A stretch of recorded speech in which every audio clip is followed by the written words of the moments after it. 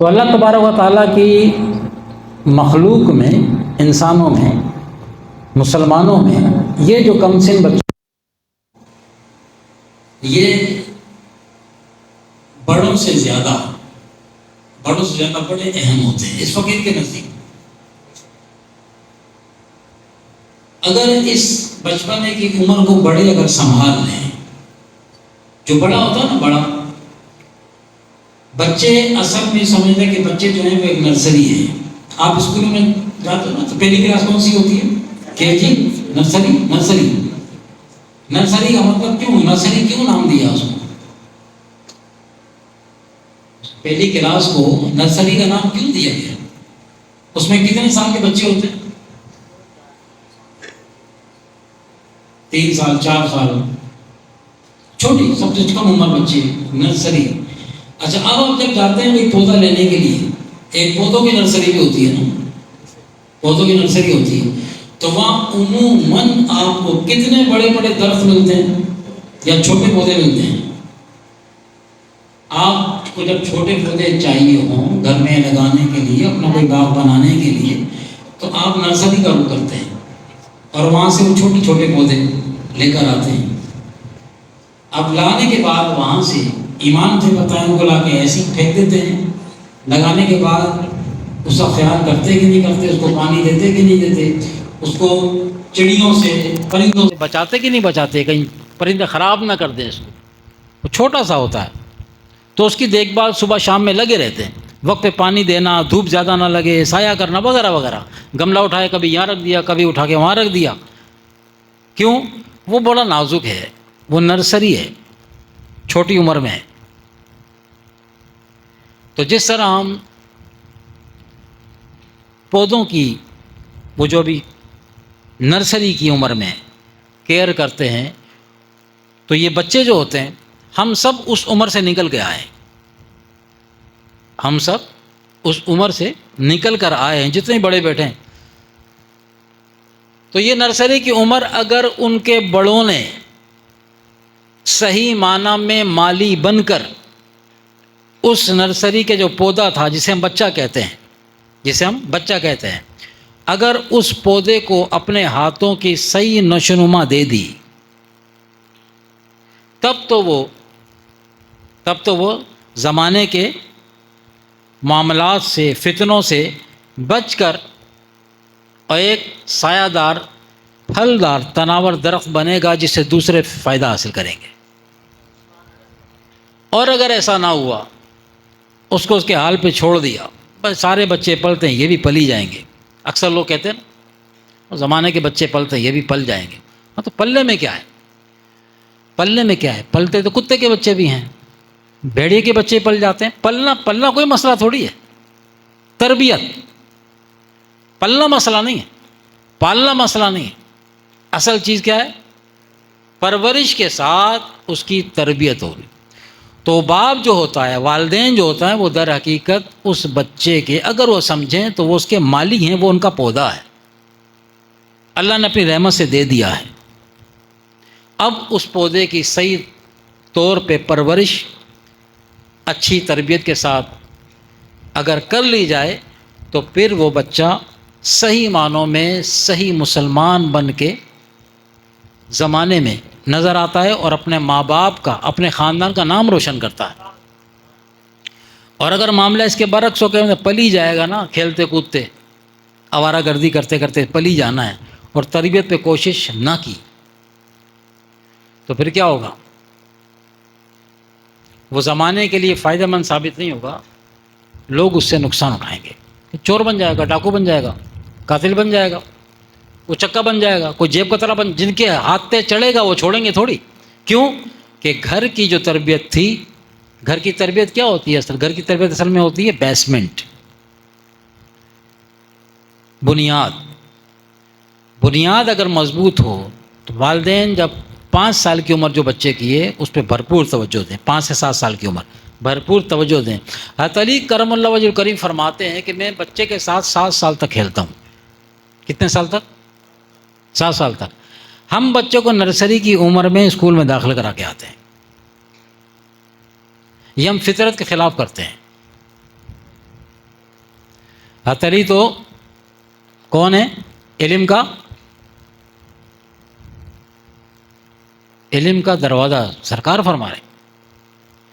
وہ علم کا دروازہ فرما رہا ہے کہ میں بچوں کے ساتھ 7 سال تک کھیلتا ہوں،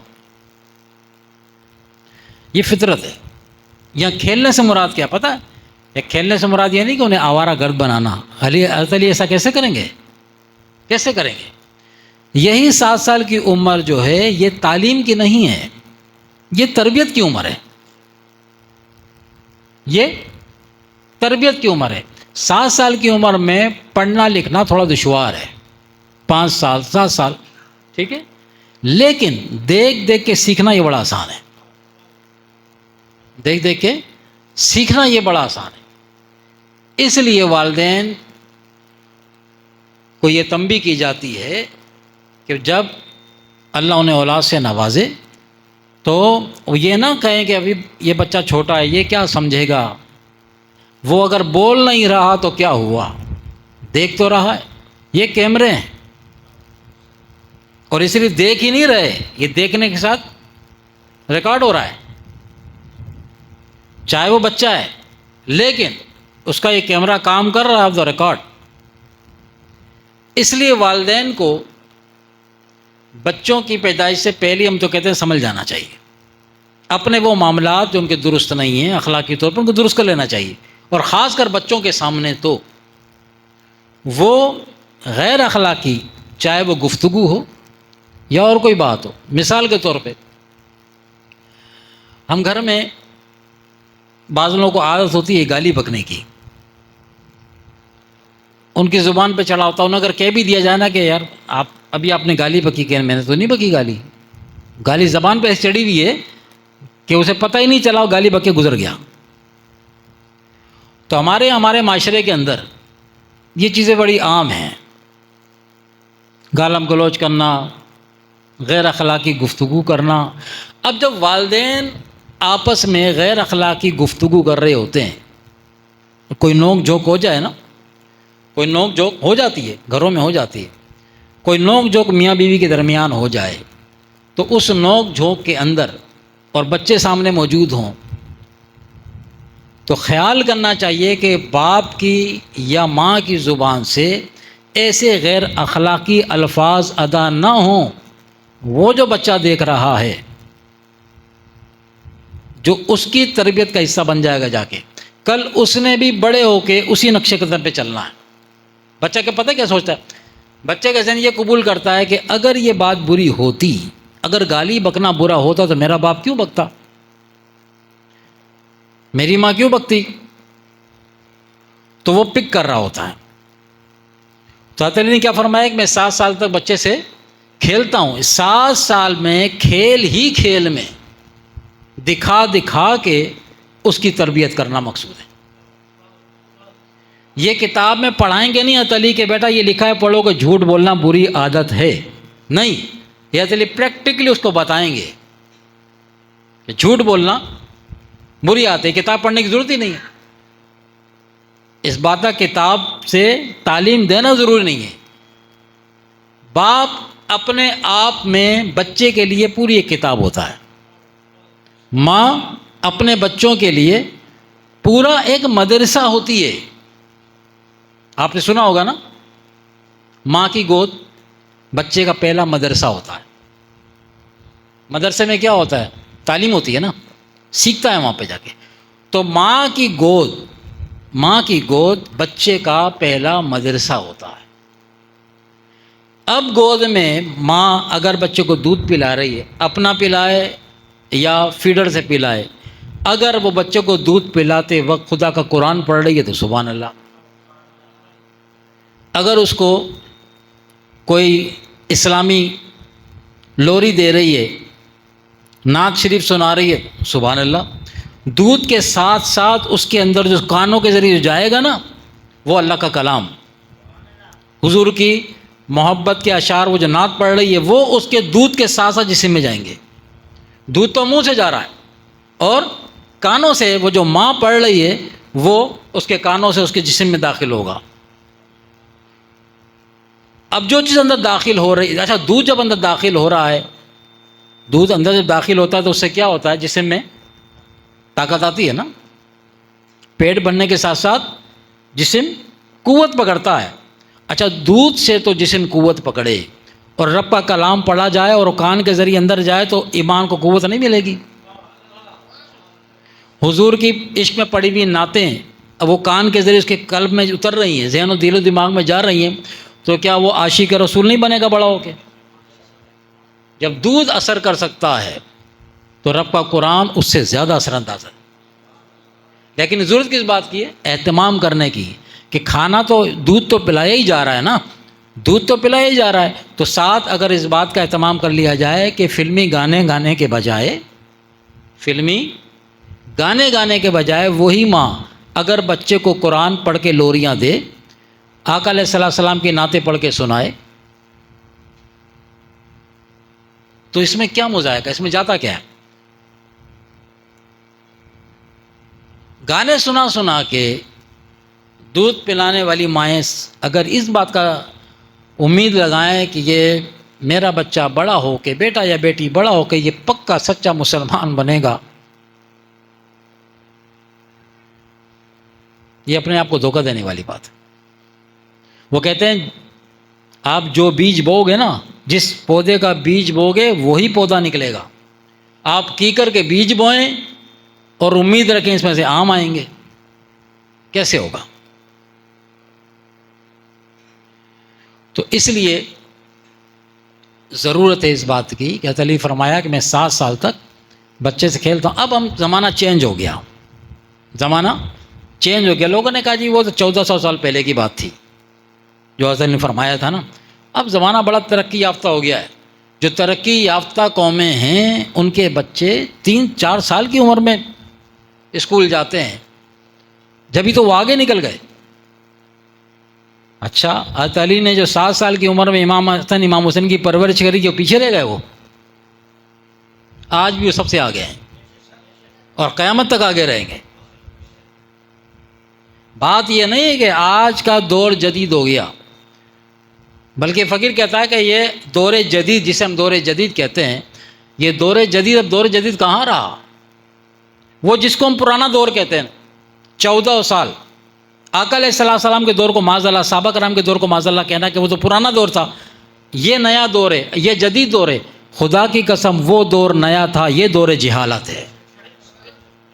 وہ دور جدید تھا، یہ دور جہالت ہے۔ روزانہ دیکھتے ہو نا کیا کچھ سامنے، یعنی کہ ایسی باتیں ہو رہی ہیں جو بیان کرنے سے فقیر قاصر ہے۔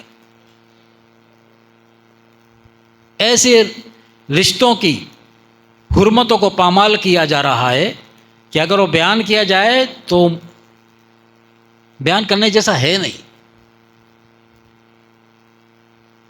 یعنی وہ معاملات تو ہم نے کافروں کا نہیں پڑھے جو آج مسلمان کر رہا ہے، انتہائی پستی میں گر گیا، غیر اخلاقی حرکت کر۔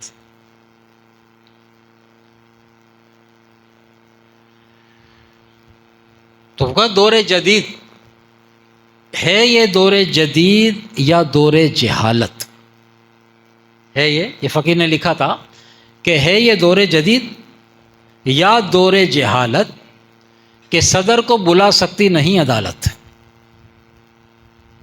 صدر کو استثناء ہے، ایسے ہی عدالت نہیں آئے۔ یہ کون سا قانون ہے؟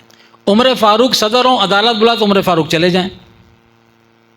حضرت علی کرم اللہ وجہ کریم خلیفہ وقت ہیں اور قاضی نے بلا لیا، چیف جسٹس نے بلا لیا، طلب کر لیا پیش ہو جائیں۔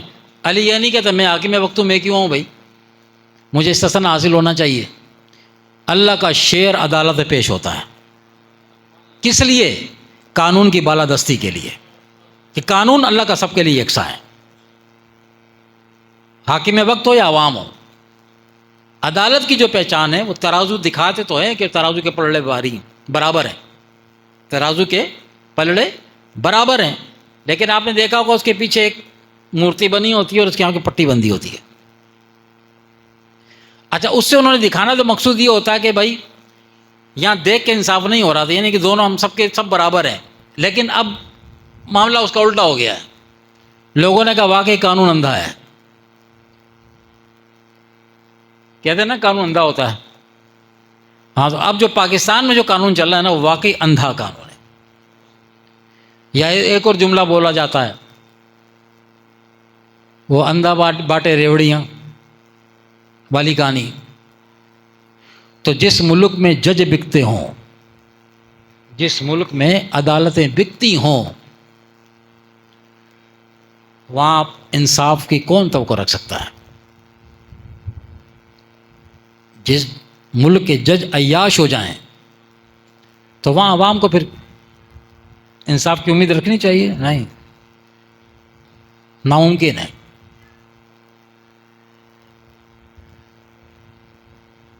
حضرت علی کرم اللہ وجہ الکریم کا غالباً قول مبارک کہ آپ نے فرمایا کہ زمانہ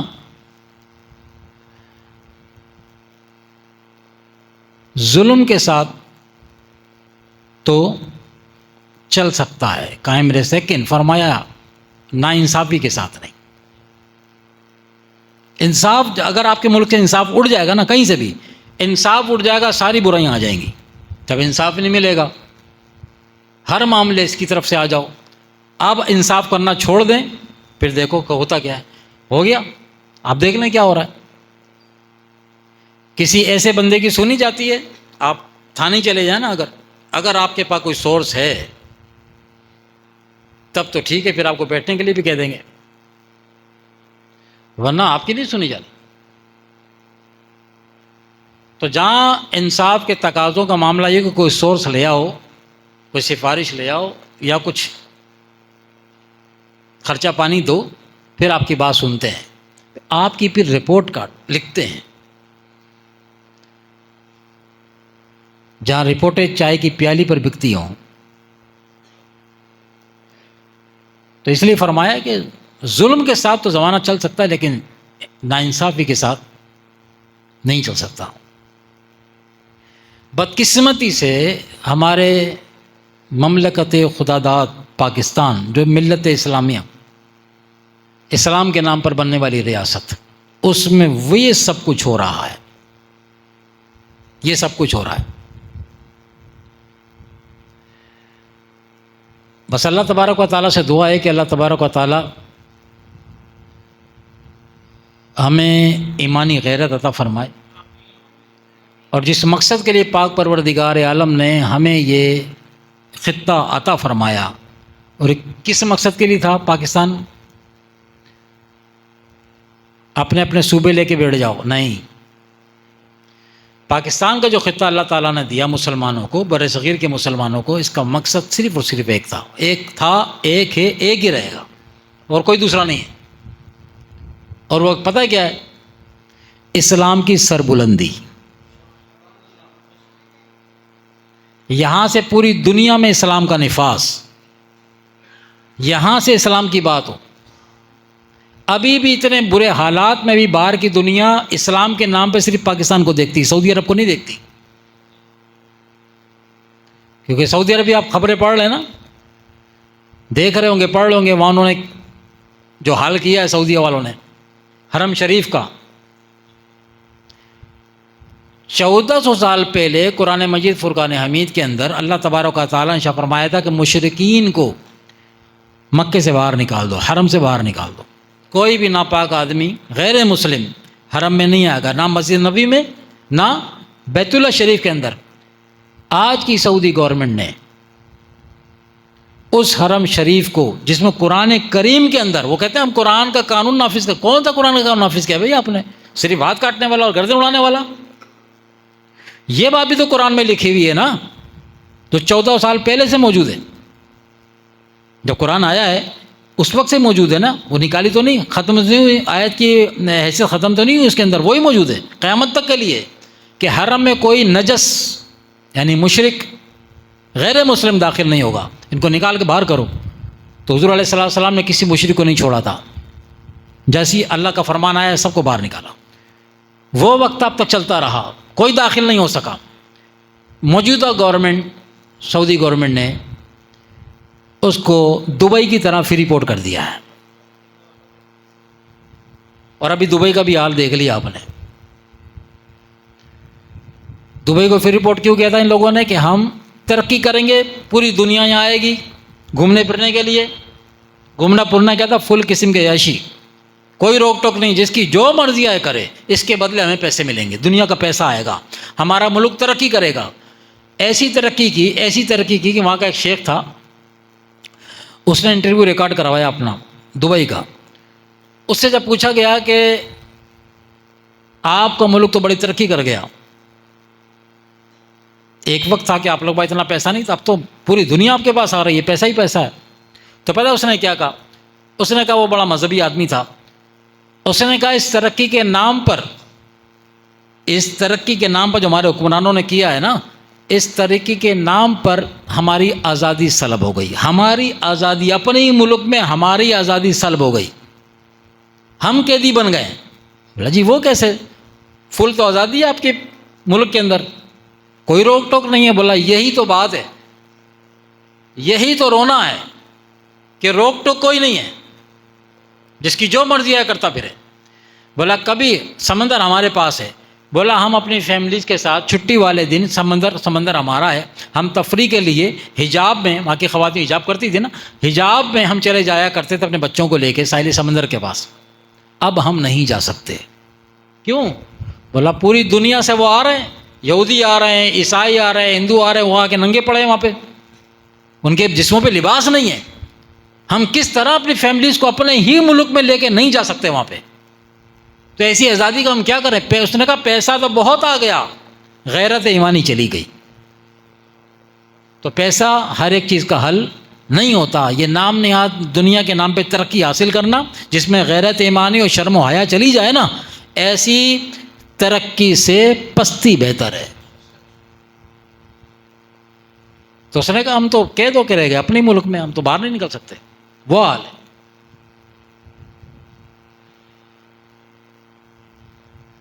تو آپ سن رہے تھے ابھی، بہرحال بات ہم نے کہاں سے شروع کی تھی؟ بچوں کی پرورش سے، نرسری کے حوالے سے. تو بچوں کی پرورش پر بھرپور، اگر آپ چاہتے ہیں کہ آئندہ نسل ہمارے جو ابھی ہاتھوں میں ہے وہ ہاتھوں میں رہے، تو پھر آپ کو ہم سب کو انہیں پرورش کرنے کے ساتھ ساتھ ان کی صحیح تربیت کرنی پڑے گی. انہیں دین اسلام کے خود بھی قریب آنا پڑے گا. جب ہم خود قریب آئیں گے تو اولاد خود بخود قریب آئے گی، خود بخود قریب آئے گی. گھر کے اندر ایک اسلام دینی ماحول بنائیں، گھر کے اندر ایک دینی ماحول ہو. تو جب ماحول ہوتا ہے نا، وہ بہت زیادہ اثر کرتا ہے. جس ماحول میں آپ رکھیں گے اسی ماحول کا اثر ہوگا. تو کافی پہلے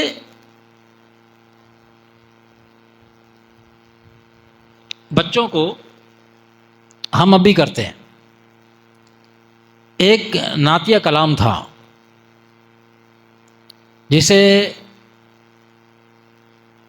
آپ لوگوں میں سے جو ان کو جانتے ہوں، عطا علامہ شفیع اکاڑوی صاحب، محرم کا بیان کا مشہور ہے. تو اس فقیر نے کئی ان کی ایک محفل اٹینڈ کی ان کے دور میں. تو وہ یہ والا کلام جو تھا نا، وہ بڑا جھوم جھوم کے پڑھتے تھے. اچھا اس کو کہتے بھی لوری ہیں. اچھا لوری عموماً سلانے کے لیے ہوتی ہے، بچوں کو سلانے. لیکن یہ عجیب لوری ہے، یہ عجیب لوری ہے کہ یہ جگہ دیتی ہے، عشق رسول کو تازہ کرتی ہے اور بندہ جاگ جاتا ہے. تو یہ فقیر نے خیال کیا کہ اگر کوئی نیند آ رہی ہے تو 2-4 شعر پڑھ لیے جائیں. ہاں، شفیع اکاڑوی صاحب کی بھی یاد تازہ ہو جائے گی. درود شریف پڑھی، اللہم صلی علی سیدنا مولانا ملجانا محمد وعلی آلہ وصحبہ اجمعین. اور آپ ساتھ مل کے پڑھیں. اللہ اللہ اللہ لا الہ الا اللہ اللہ اللہ لا الہ الا اللہ.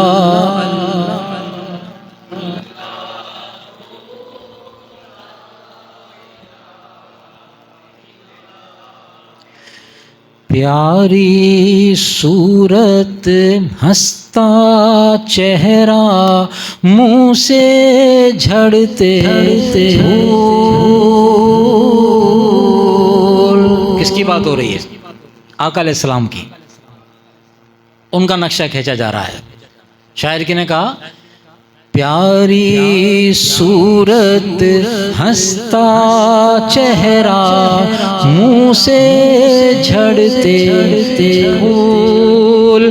غیب کی خبریں دینے والا، غیب کی خبریں دینے والا، حق کا پیارا رسول نبی جی.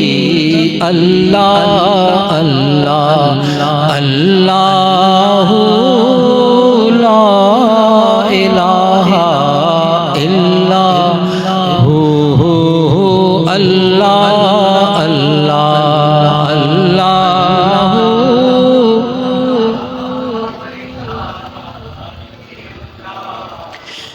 جبریل آئے جھولا جھولانے، لوری دے ذیشان. جبریل آئے جھولا جھولانے، لوری دے ذیشان. سو جا سو جا رحمت عالم، سو جا سو جا رحمت عالم، میں تیرے قربان نبی جی. اللہ